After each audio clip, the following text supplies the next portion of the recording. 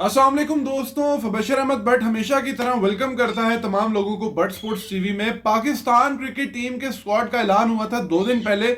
Video मेरी late हो गई है लेकिन इस पे बात करना जरूरी है। और क्या इसका जो है ना चट्टा खट्टा करते हैं कि पाकिस्तान टीम जो है इस टीम के साथ क्या वर्ल्ड कप जीत सकती है या नहीं, वो तो वक्त ही बताएगा। फिल वक्त तो अभी पाकिस्तान का कंफर्म ही नहीं है। बायकॉट होता है पाकिस्तान या सिर्फ इंडिया का मैच बायकॉट करता है, इस पे कल एक वीडियो है वो आप देखना। लेकिन स्ट्रेट अवे स्क्वाड के ऊपर आता हूं, ज्यादा देर इंतजार नहीं करवाता। नाम मैं सब प्लेयर के लेता हूं, पता आप सबको है। बाबर आजम बैटर्स में फखर जमान, साहिबजादा फरहान। विकेट कीपर में उस्मान खान द लेजेंड, ख्वाजा नाफे जिसने सिर्फ एक मैच खेला इंटरनेशनल का।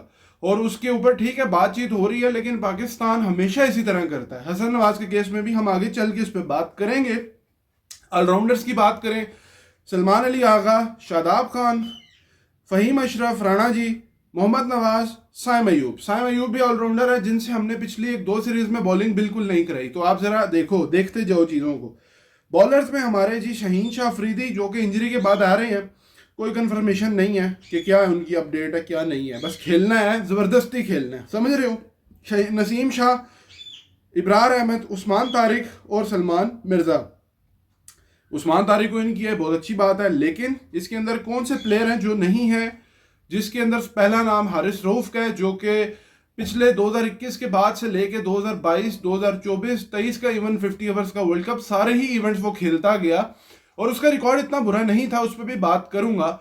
लेकिन इसमें हारिस रऊफ नहीं है और इसके अंदर जो है ना अब्बास अफरीदी, सुफियान मुकीम, अहमद दानियाल, हसन नवाज, इरफान ख्याम नियाजी, ये वो नाम है। जमान खान जो कि बीच में आ सकते थे, मतलब इनमें और कंसीडर किया जा सकता था। जैसे हमने शादाब को लाए प्रेफरेंस दे के, नॉट अगेंस्ट शादाब खान, लेकिन पाकिस्तान का ये है। बाबर की परफॉर्मेंस बीबीएल में उस पर भी बात करूंगा, वो आपके सामने है।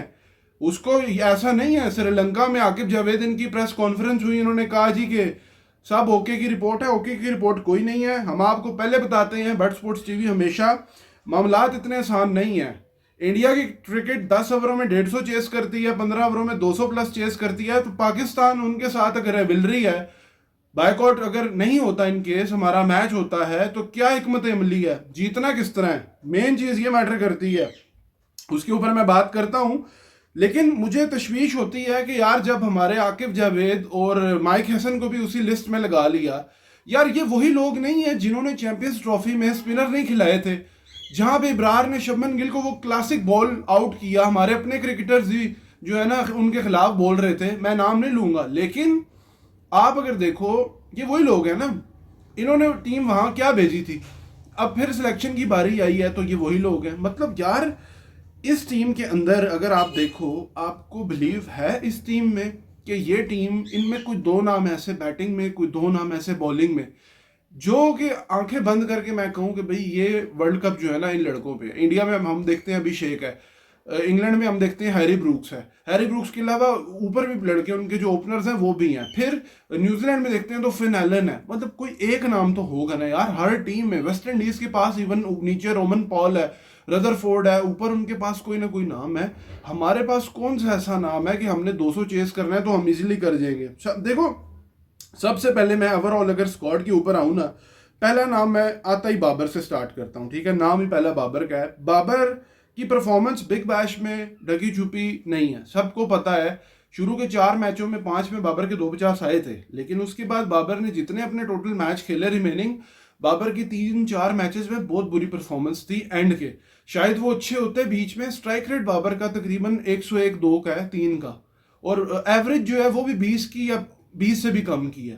तो डॉट बॉल्स रेशो, चाहे वो ऑस्ट्रेलिया की, अब सीरीज हमारी जो श्रीलंका की थी वो मिस कर दी, ठीक है। एक में बारिश होगी, मैच नहीं हुआ, लेकिन ये बड़ी इंपॉर्टेंट थी, हमने श्रीलंका में खेलना था।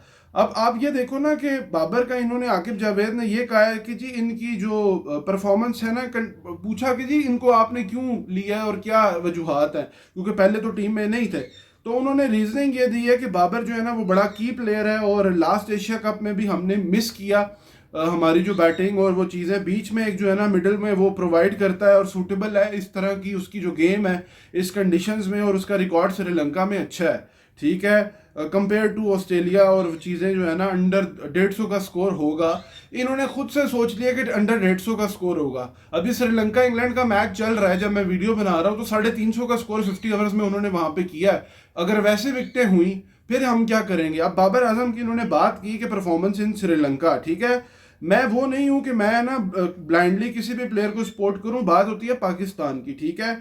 अब अगर मैं बाबर की परफॉर्मेंस पहले, अगर श्रीलंका की, उसकी जो उसने श्रीलंकन प्रीमियर लीग खेली है उसमें एक 100 भी है उसका, वो 100 जो था ना वो तकरीबन 170 के स्ट्राइक रेट से था। लेकिन 8 इनिंग में बाबर के 261 रन है, 32.62 की एवरेज है, एवरेज ओके है, रन ओके है, स्ट्राइक रेट है 132 का, ठीक है। 132 इस डे एंड एज में मैं उस पर भी आऊंगा कि पाकिस्तान टीम के किस प्लेयर की क्या है। लोग तो बाबर की बात करते हैं ना, कि बाबर को जस्टिफाई करने के लिए नहीं कि उसका स्ट्राइक रेट कम है। स्ट्राइक रेट का मसला पूरी पाकिस्तान टीम का है। क्यों? क्योंकि डॉट बॉल खेलते हैं। अब आप ये देखो ना, हाईएस्ट उसका 104 है। अब ये कोई एक्स्ट्राऑर्डिनरी परफॉर्मेंस नहीं है, डिसेंट है, एवरेज आप कह सकते हो कि बेहतर है, अच्छी है T20 के लिहाज से, लेकिन ओपन पे खेलना है तो और अच्छी हो सकती है। लेकिन अगर मैं पाकिस्तान की जो है ना ओवरऑल स्ट्राइक रेट की बात करूं, बाबर के स्ट्राइक रेट की बहुत बात होती है, लेकिन लास्ट 10 इनिंग्स की अगर मैं स्ट्राइक रेट निकालूं तो उसमें साहिबजादा फरहान का 125 का स्ट्राइक रेट है, 22 की एवरेज है। साइम अयूब जो हमारे ओपनर्स हैं और की हैं, 19 की एवरेज है, 122 का स्ट्राइक रेट है। बाबर का 104 का स्ट्राइक रेट है, 25 इनिंग हो चुकी, 25 की एवरेज है। सलमान अली आगा 145 का स्ट्राइक रेट है, 22 जो है ना उसकी एवरेज है। और 145 का भी इसलिए क्योंकि लास्ट मैच में सलमान अली आगा बहुत तेज खेल लिया था, 350 प्लस के स्ट्राइक रेट से। उस्मान खान 138 का स्ट्राइक रेट, ख्वाजा नाफे 146, शादाब खान 144, मोहम्मद नवाज 141 और फहीम अशरफ जो है 128। अब देखो इसके अंदर तो इन्होंने कह दिया ना कवर अप करने के लिए कि बाबर को इस तरह हम लाए हैं और ये रीजन है, क्योंकि बाबर एक इनको मौका मिलेगा, कल को ब्लेम बाबर पे चला जाना है सब कुछ। क्योंकि एक सवाल हुआ भी आकिब से, क्या आप जिम्मेदारी लेंगे? पहले सिलेक्टर तो नहीं लेते थे, वो कहते थे मिल के है, तो कहते हैं कि आप अगर चाहेंगे तो मैं अकेले ले लूंगा, वैसे तो हम सब मिल के करते हैं। तो इसका मतलब है कि कोई नहीं, कल को प्लेयर परफॉर्मेंस होगी ना तो एक दो नाम ही टारगेट होंगे।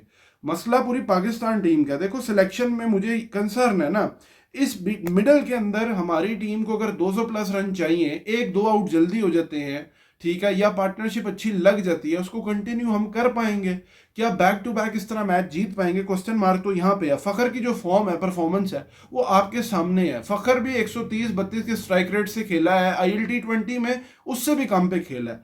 अब फखर को नीचे खिलाएंगे जबरदस्ती, ठीक है। साहिबजादा फरहान 30 बॉलों पे 30 उसने फाइनल में किया, टीम उसकी जीत गई, बहुत अच्छा है, उसने कैचिंग की है, सब कुछ किया, लेकिन डॉट बॉल रेशियो बहुत ज्यादा है यार। स्ट्राइक रेट मैंने आपको बताया टॉप ऑर्डर के। साइम अयूब के अपने प्रॉब्लम्स है। उस्मान खान नेचुरल कीपर नहीं है। नीचे उन्होंने माइक हैसन ने बाबर पे भी बात की कि जी बाबर जो है ना वो ओपनर नहीं होगा, ओपनर में हमने यूटिलाइज करना है, पावर प्ले मामलात करने हैं चीजें, लेकिन बाबर की जो एबिलिटी है बीच में, फ्लेक्सिबिलिटी, स्टेबिलिटी, कंडीशन, और एक तो मतलब ये जो है ना कंपोजिशन आकिब जावेद का, ये मुझे नहीं समझ आया। देखो कहने को बड़ा कुछ है, लेकिन जीतना है वर्ल्ड कप या नहीं, सवाल सिंपल है मेरा ये नहीं है कि वर्ल्ड कप में जाओ हार के वापस आ जाओ। आपने हारिस रऊफ पे छुरी चलाई, हारिस रऊफ की बिग बैश की परफॉर्मेंस तगड़ी थी, हाईएस्ट विकेट टेकर था वो, आपने उसको कंसीडर नहीं किया BBL पे। हालांकि उसके पास की जो परफॉर्मेंस है उस पर भी अगर मैं जाऊं, ठीक है, तो उसकी परफॉर्मेंस अच्छी है, डिसेंट भी नहीं है, अच्छी है।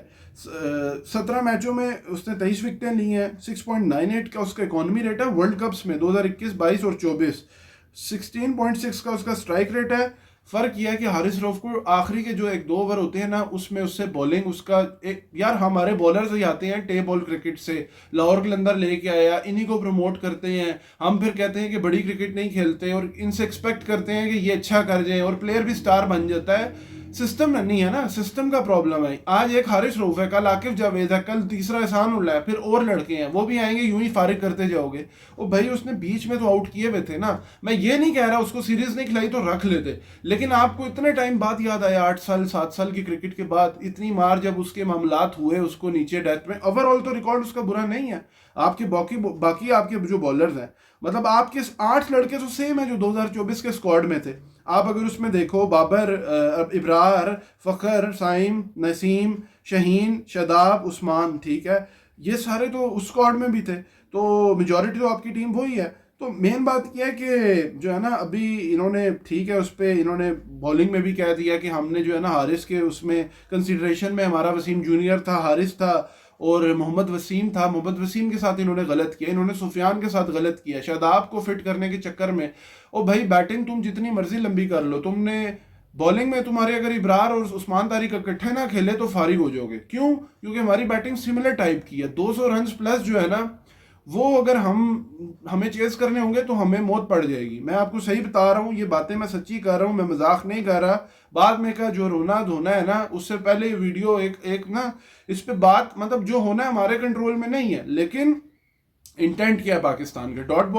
डॉट बॉल्स के बाद क्या हम छक्का मारते हैं उसको कन्वर्ट करते हैं, प्रॉब्लम ही है पाकिस्तान का। तो बाकी जो टीम है पाकिस्तान की, विकेट कीपर भी हम इसी तरह जा रहे हैं, मामलात हमारे इसी तरह हैं। लेकिन यह है कि नसीम शाह की इंजरी, शाहीन की इंजरी के बाद आ रहा है, इब्रार है, उस्मान तारिक को मुझे नहीं लगता मौका मिलना है।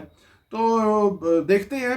मिडिल ऑर्डर पाकिस्तान का जो है ना उसमें उतनी जान नहीं लगती मुझे। अगर ये कर जाएं तो कर जाएं, बैटिंग आप लंबी खिला लें, चीज़ें कर लें, लेकिन यह है ना कि इतना जो है ना ईजी नहीं है। वर्ल्ड कप में जो है ना जिस तरह मैं इंडिया को देख रहा हूँ, बाकी टीम्स को देख रहा हूँ, तो उस तरह जो है ना मुश्किल मुझे लगता है कि होगा। अगर आप वहाँ कोई विकेटें इस तरह की मिल गई, उस पर चीज़ें हमने कर ली, लेकिन फ़र्क किया ना कि हमारी बैटिंग को स्पिन पे भी प्रॉब्लम होती है ना। ऐसा तो नहीं है कि स्पिन पे सिर्फ दूसरी टीम को प्रॉब्लम होनी है। तो मसले बहुत सारे हैं। आकिब जावेद ने और इन लोगों ने तो इसको जो है ना कर करा के ओके कर दिया ना। माइक हसन ने भी चीज़ें भी सिनारियो बेस में जी छक्के लग रहे हैं, फलाना हो रहा है, लेकिन जब मैच आता है ना तो हमारे कई इवेंट्स गुजर गए हैं। शाहीन 2024-22 में भी हाफ फिट था, इंजरी, फाइनल में बॉलिंग नहीं कर पाए थे, हमारा मैच बढ़ गया था। अभी फिर शाहीन जो है ना इंजरी के बाद आ रहा है, घोड़ा पकड़ के वो बीबीएल में हुआ था। तो ये चीज़ें मामलात फिर वहीं पे होंगे और फिर कोई पूछने वाला नहीं होगा और फिर हम कहेंगे वेल प्लेड पाकिस्तान टीम। तो देखते हैं यार, अभी टीम बना दी है, इस पे आगे मजीद बातें होंगी। अभी बाइकआउट वाली एक वीडियो है अलग, वो देखना। उम्मीद करता हूँ वीडियो पसंद आई होगी तो चैनल सब्सक्राइब करें, वीडियो लाइक करें, लाइव स्ट्रीम जरूर ज्वाइन करें। Thank you very much. अल्लाह हाफिज़।